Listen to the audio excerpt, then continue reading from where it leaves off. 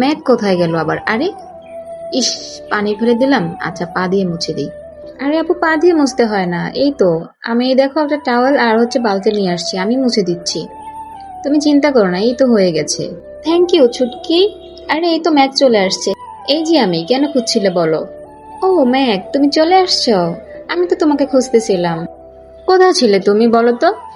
আরে ম্যাককে তো আমি খুঁজছি। আরে আরে আরে, এটা হচ্ছেটা কি? আরে আমি পড়ে গেলাম, ছি ছি, শেষে কিনা এই হাগুর মধ্যে পড়বো।